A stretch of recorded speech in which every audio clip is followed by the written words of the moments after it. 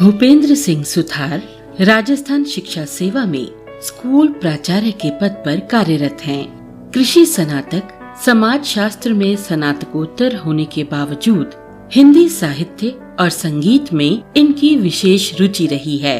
प्रस्तुत है इनके द्वारा रचित दो मुक्त शैली की कविताएं। आवाज रविंद्र कौर। बचपन से लेकर बुढ़ापे तक जीवन के हर पड़ाव, खुशी, गम, उत्सव, उमंग, दिनचर्या, परदेश प्रवास, एकांकीपन आदि आदि में घर में रखी गई खिड़कियों का बहुत महत्व है। मेरे जीवन के हर पहलू में ये खिड़कियां किस तरह से मेरे साथ रहीं, आइए जानते हैं मेरी कविता के माध्यम से। वो खिड़कियां। कुछ पौधे, कुछ चिड़ियां, वो उगता हुआ सूरज, वो शबनम भरे फूल, वो उछलता बछड़ा, ये देखा बचपन में, लेकिन कौन दिखाए वो खिड़कियां। पड़ोस की बूढ़ी दादी बहुत प्यार से निहारती, मुझे खेलता देखकर खुश होती और पुकारती, मिठाई खिलाती, खिलौना भी दे देती, लेकिन कौन दिलाती वो खिड़कियां। वो रामू, वो गोलू, वो गुड्डू, मेरे 5वीं तक के दोस्त, पुकारते धीरे से, आजा खेलने चलें। अब घर से बाहर जाने की कोशिश, माँ के डर से, कुछ पढ़ाई के बोझ से, कदम पीछे पड़ रहे हैं, फिर भी हिम्मत कौन बढ़ाती वो खिड़कियां। किशोर हुए, कुछ बढ़े भी, मन में नए सपने गढ़े भी, पतंग की तरह डोरियों संग आसमान में चढ़े भी।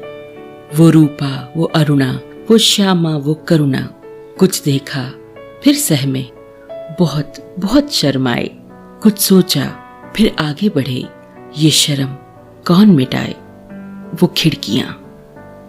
वो बारिश का महीना, तन उमस भरा पसीना, सहसा घिर आई वो काली घटाएं, मंद मंद हवा के झोंके, छोटी बूंदे पानी की रुक रुक कर गिरने लग जाएं, राहत सी मिल जाए, ये राहत कौन दिलाए वो खिड़कियां।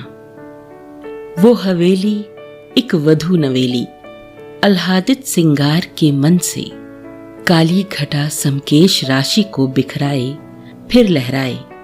ऐसे में मेरा अशांत चित्त मुझे अपने घर जाने को कह जाए, परदेश में ये कौन उकसाए वो खिड़कियां। परदेश पधारे पिया जी, बाट जो रही सुनैनी, अब देर न करो जल्दी आओ, बातों की गठरी बड़ी भारी हुई जाए, आओ जल्दी आओ, इसका बोझ घटाओ, उम्मीदों के इस उपवन में ये फूल कौन खिलाए वो खिड़कियां। काय कुछ कृश हुई, आशाएं बीच हुई मुई, आंखों की ज्योति मंद हुई, कानों में वाणी कुंद हुई, श्रम से भी अब नाता नहीं रहा, आराम विराम और विश्राम जीवन का ये मंत्र हुआ। प्रभु स्मरण की इस बेला में सहसा साहस कौन दिलाए वो खिड़कियां, वो खिड़कियां, वो खिड़कियां। धन्यवाद। जेठ की तपती दोपहरी। कवि भूपेंद्र सुथार, संगारिया, राजस्थान। आवाज रविंद्र कौर। जेठ की तपती दोपहरी, तुझमें भी कितना आनंद आता है। चमकीली धूप, खुला आसमान, बाहर वीरान और सुनसान, पल रहे हैं कुछ अरमान। इस स्वच्छ और स्वच्छंद दोपहरी में कुछ गा लूं, गुनगुना लूं, या लिख डालूं कुछ काव्य पंक्तियां मेरे अतीत पर।